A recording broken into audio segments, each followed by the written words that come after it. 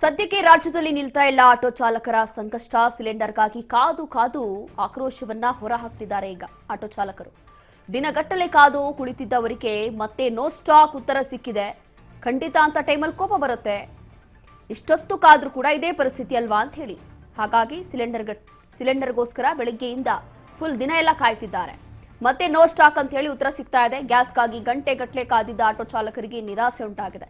Auto LPG ಗ್ಯಾಸ್ಗಾಗಿ kilometre ಗಟ್ಟಲೆ Q ನಿಲ್ತಿದ್ದಾರೆ. Hesaraghatta ರಸ್ತೆಯ Triveni petrol bunk ಮುಂದೆ ಕ್ಯೂ ನಿಂತಿರುವಂತಹ ದೃಶ್ಯಗಳು ಕಂಡು ಬಂದಿದೆ. ಮತ್ತೆ ಸಹನೆ ಕಳೆದುಕೊಂಡ ಆಟೋ ಚಾಲಕರು ಬೃಹತ್ ಪ್ರತಿಭಟನೆ ಮಾಡಲಿಕ್ಕೆ ಮುಂದಾಗಿದ್ದಾರೆ. ಈಗ ಹೆಸರುಘಟ್ಟ ರಸ್ತೆ ತಡೆದು ಸರ್ಕಾರದ ವಿರುದ್ಧ ಚಾಲಕರು ಆಕ್ರೋಶ ಹೊರಹಾಕ್ತಿದ್ದಾರೆ. ಹೆಸರುಘಟ್ಟ ರಸ್ತೆಯಲ್ಲಿ ಸಂಚಾರ ದಟ್ಟಣೆ, ಸಂಚಾರ ಅಸ್ತವ್ಯಸ್ತ ಆಗೋಗಿದೆ. ಈಗ ದಿನ ಇಡೀ ಕಾದಿದ್ದಾರೆ ಗ್ಯಾಸ್ ಸಿಗುತ್ತೆ ಅಂತ ಹೇಳಿ ಪಾಪ, ಆದ್ರೆ ಸಿಗಲಿಲ್ಲ. ಫೈನಲಿ ನೋ ಸ್ಟಾಕ್ ಅಂತ ಹೇಳಿಬಿಟ್ಟಿದ್ದಾರೆ.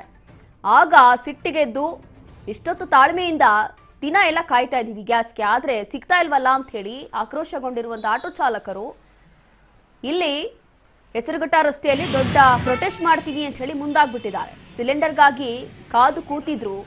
ಎಷ್ಟೊತ್ತಂತ ಪೇಷನ್ಸ್ ಆಗಿ ಕಾದು ಕೂತೋದು, ಅದಾದ ನಂತರ ಸರಿ ಅವ್ರಿಗೆ ವೇಟ್ ಮಾಡಿದ್ರೆ ಬೆಳಗ್ಗೆಯಿಂದ ಕಾದಿರ್ತೀವಿ, ಅದಾದ ನಂತರ ಕನಿಷ್ಠ ಪಕ್ಷ ಸಿಗಬೇಕಲ್ಲ ಗ್ಯಾಸು, ಸಿಕ್ಕಿಲ್ಲ ಫೈನಲಿ.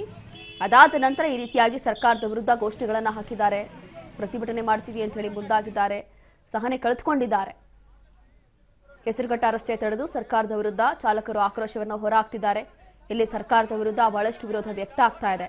ಅದರಲ್ಲೂ ಕೂಡ ಸರ್ಕಾರ ಆಡಳಿತ ಸರಿಯಾಗಿ ಮಾಡಕ್ ಬಿಡೋದಿಲ್ಲ ಅಂತಂದ್ರೆ ಮತ್ತಷ್ಟು ಮಾಹಿತಿಯನ್ನ ಕೊಡ್ತಾರೆ ನಮ್ಮ ಪ್ರತಿನಿಧಿ ರಾಘವೇಂದ್ರ. ನೋಡ್ತಾ ಇದೀವಿ ಸದ್ಯಕ್ಕೆ ಇರುವಂತಹ ಪರಿಸ್ಥಿತಿ. ಇನ್ನ ಆಟೋ ಚಾಲಕರು ಮುಂದೆ ಏನ್ ಮಾಡ್ತಾರೆ ಅಂತ ಹೇಳಿ ಗೊತ್ತಾಗ್ತಿಲ್ಲ. ಹಾಗಾಗಿ ಅದರಲ್ಲೂ ಕೂಡ ಸರ್ಕಾರದ ವಿರುದ್ಧ ಬಹಳಷ್ಟು ಆಕ್ರೋಶ ವ್ಯಕ್ತ ಆಗ್ತಾ ಇದೆ.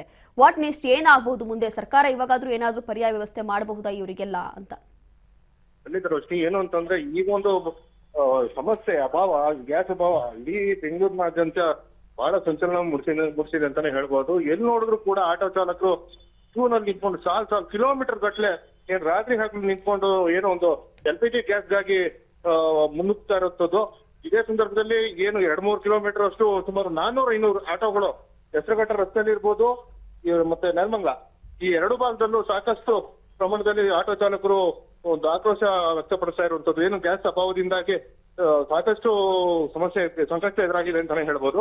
ಎಲ್ಲೋ ಒಂದ್ ಕಡೆ ಸರ್ಕಾರ ಸರಿಯಾದಂತ ನಿಲುವುಗಳನ್ನ ತಗೊಳ್ತಾ ಇಲ್ಲ ಅಂತ ಹೇಳಿ ಆಕ್ರೋಶನ ವ್ಯಕ್ತಪಡಿಸ್ತಿರುವಂತದ್ದು.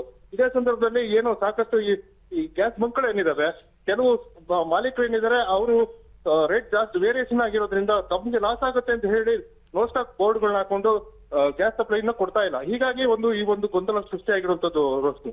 ಮುಂದಿನ ದಿನಗಳಲ್ಲಿ ಏನಾಗಬಹುದು ರಾಘವೇಂದ್ರ ಅಂತಂದ್ರೆ, ಸದ್ಯದ ಪರಿಸ್ಥಿತಿ ನೋಡಿ ಎಲ್ಲ ಆಟೋಗಳೆಲ್ಲವೂ ಕೂಡ ಸ್ತಬ್ಧ ಆಗಿ ನಿಂತು ಬಿಡುತ್ತೆ, ಎಲ್ಲವೂ ಕೂಡ ಸ್ಟಾಪ್ ಆಗ್ಬಹುದು ಅನ್ನುವಂತ ಪ್ರಶ್ನೆ ಈಗ ಜನ ಕೇಳ್ತಾ ಇದ್ದಾರೆ. ಕಾರಣ ಏನು ಅಂತಂದ್ರೆ, ಒಂದು ಕಡೆ ಆಟೋ ಚಾಲಕರಿಗೂ ಕಷ್ಟ ಹೌದು, ಮತ್ತೊಂದು ಕಡೆ ಆಟೋಗಳ ಮೇಲೆ ಡಿಪೆಂಡ್ ಆಗಿರುವಂತ ಎಷ್ಟೋ ಎಂಪ್ಲಾಯೀಸ್ ಇದ್ದಾರೆ, ಎಷ್ಟೋ ಕೆಲಸ ಕಾರ್ಯ ಮಾಡೋರು ಇದ್ದಾರೆ, ದಿನನಿತ್ಯ ಅದರಲ್ಲಿ ಸಂಚಾರ ಮಾಡುವಂತವ್ರು ಇದ್ದಾರೆ.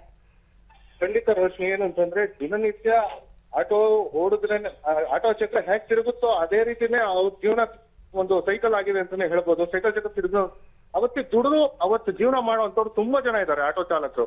ಇವು ಅದ್ರ ಮೇಲೆ ಡಿಪೆಂಡ್ ಆದಂತ ಕೆಲವರು ಚಾಲಕರುಗಳು ಈಗ ಸಂಕಷ್ಟ ಎದುರಾಗಿರುವಂತದ್ದು. ಎಲ್ಲೋ ಒಂದ್ ಕಡೆ ಇದೇನಾಗಿದೆ ಅಂತಂದ್ರೆ, ಹೀಗೆ ಮುಂದೆ ಕೇವಲ 2-3 ದಿನಗಳಿಗೆ ಇಷ್ಟು ಬೇಡಿಕೆ ಮತ್ತೆ ಆಕ್ರೋಶನ ವ್ಯಕ್ತಪಡಿಸಿರುವಂತ ಈ ಆಟೋ ಚಾಲಕರು ಎಲ್ಲೂ ಬೆಂಗಳೂರಿನಲ್ಲಿ ಈ ಪ್ಯಾಸೆಂಜರ್ಗಳನ್ನಾಗ್ಲಿ ಮತ್ತೊಂದಾಗ್ಲಿ ಗ್ಯಾಸ್ ಇಲ್ದಲೆ ನಾವು ಹೊರಗಡೆ ಬರೋದಕ್ಕೆ ಸಾಧ್ಯನೇ ಇಲ್ಲ. ಎಲ್ಲೋ ಒಂದ್ ಕಡೆ ಮತ್ತೊಂದ್ ಕಡೆ ನಾನು ಜೀವನ ನಿರ್ವಹಣೆ ಮಾಡೋದಕ್ಕೂ ಸಂಕಷ್ಟ ಎದುರಾಗ್ತಾ ಇದೆ.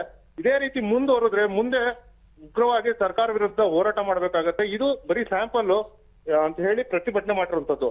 ಮುಂದೆ ಇದೇ ಸರ್ಕಾರ ಸರಿಯಾದಂತ ನಿಲುವನ್ನ ತಗೊಂಡು ಗ್ಯಾಸ್ ಚಾಲಕರಿಗೆ ಮತ್ತೆ ಅಭಾವ ಏನೇ ಉಂಟಾಗ್ತಾ ಇದೆ ಇದನ್ನ ಬಗೆಹರಿಸಬೇಕು, ಇಲ್ಲ ಅಂದ್ರೆ ಉಗ್ರವಾದಂತ ಹೋರಾಟ ಮಾಡ್ತೀವಿ ಅಂತ ಹೇಳಿ ಆಕ್ರೋಶ ವ್ಯಕ್ತಪಡಿಸಿದ್ದಾರೆ. ಥ್ಯಾಂಕ್ ಯು ರಾಘವೇಂದ್ರ, ನಿಮ್ಮೆಲ್ಲ ಮಾಹಿತಿಗಾಗಿ.